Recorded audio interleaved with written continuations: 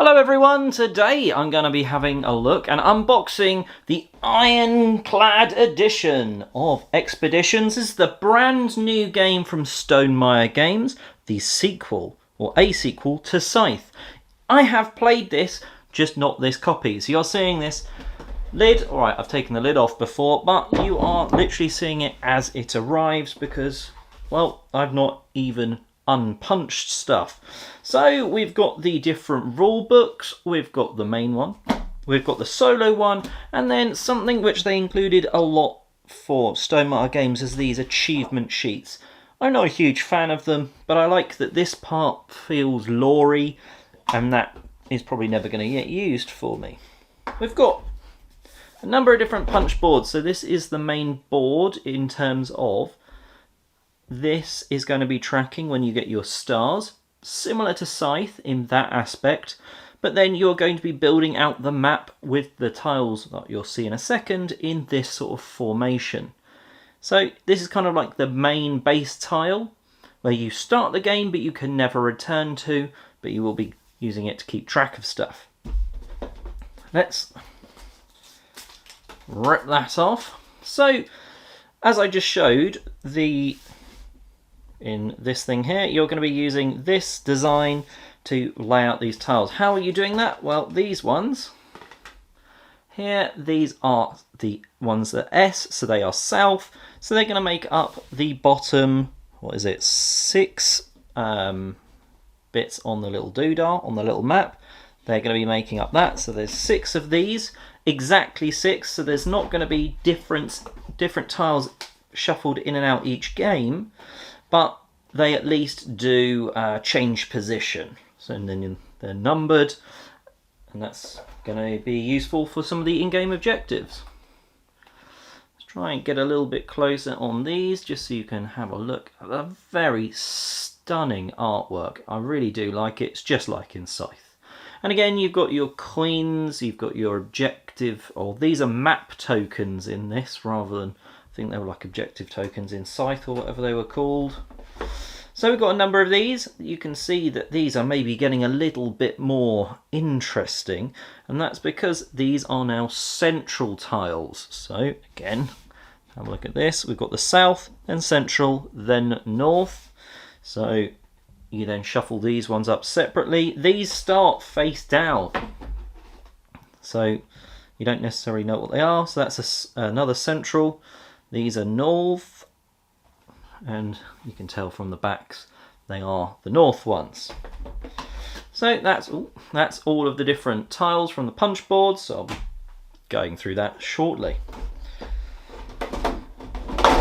Let's take that off. So this is the Ironclad version. If I take this off, you can actually see, look, Ironclad. And what does that mean? Well, apart from getting a little number on the bottom, it also means that the mechs here are made of metal. Yes, not just flimsy plastic that would have probably been absolutely fine, but these are lovely metal mechs. So there's number 1, which I think looks very insecty. Number 2, this feels much more like a, well, box on legs. This feels a bit more like a Scythe mech rather than an insect to me. But there's a pretty cool mech. This guy, I'm going to call him Timbersaw, mostly because he's got a massive saw and it reminds me of the guy from Dota. So look at that. Absolutely awesome detail on these. I don't know. I've only played the metal version. Like I said, I'm unboxing this for the first time. I've played the game, and that's because I've played my friend Paul's also metal mech version. So I've not played with the non-metal ones. But, I mean, look at that. Like a Norse ship with that sort of dragon head. Just needs sails to make it a ship. But in this case, it's got legs because it's a mech. And the 5th one, which is a bit bigger because it's got this like massive face part. It almost does, it feels like it's the face. So you've got the body, the legs and the face. a really cool one. And look at that, like right on top here, got like a little crane. That's just trying to put into scale how big these mechs are in this universe. So we've got some different cards. They're just going to be the ones for the Autonomer or whatever it is system. So the solo mode. These, I believe, the rest of these cards are all just the standard deck. Which are these cards that you can take into your hand? This, a scythe. That's very very fitting. Let's zoom in on that. Scythe, the sequel to Scythe, and like the way this works is you'll get one of these brain resources for doing this, and if you put a blue worker down here, you'd gain a worker and then get this ongoing ability. And then with items you can actually craft them to the side of your player board.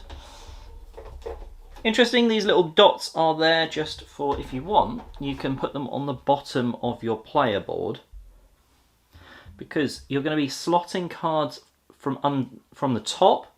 You're going to slot them underneath, and you're going to do that from the top when you complete a quest, at the side when you're basically upgrading, putting an item permanently there, or you're melding these meteorites at the bottom. And you'll see that is one of the ships, one of the mechs even that you saw, the ship-like one.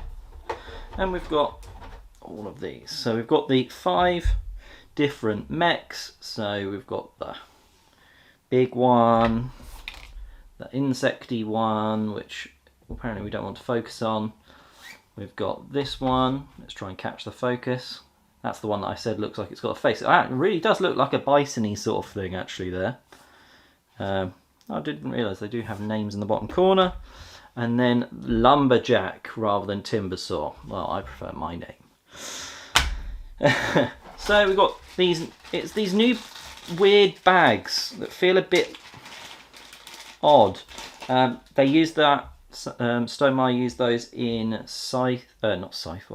Expeditions. They also use them in Wingspan Asia.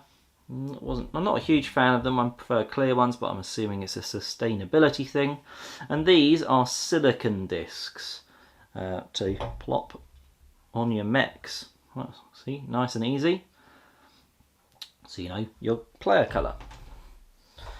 We've got a bag which, to be honest, I'm surprised it doesn't have like Expeditions or at least like 1920s and this logo just on the front. It's very plain.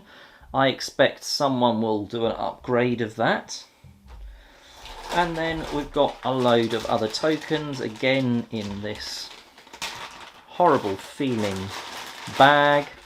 So we've got stars. So these are like your objective markers. Not objective markers, sorry. These mark when you've done an objective on that central board. So they're very, I think they're identical to the ones you find in Scythe. You've then got these corruption ones, so you've got 2 bags. I'll only show one colour. One lot is orange, one lot is this sort of bluey teal colour. Oh, I managed to pull out 2 5s, there you go. But they often, they're pulled out of the bag when you turn certain, or a lot of the spaces over, and it will tell you to like put up to say 9, so I'll have pulled out 5. Oh, I need to keep going. It's got to 10, don't need to pull any more out. But all of them go into one bag, so they're not actually split by colour. And then you've got the different player colours, so I won't go through all of them. Well, they're not player colours, sorry, these are the worker colours. So for instance, we have yellow workers, which anyone can get. They're not for just a yellow player, they are workers that anyone can get, and you'll use them then to activate a secondary ability often on cards. So you'll get maybe some strength, and then you can activate this to maybe move your mech one or something like that. And that is what is in the Ironclad edition of Expeditions. Why don't you check out a video? Woo!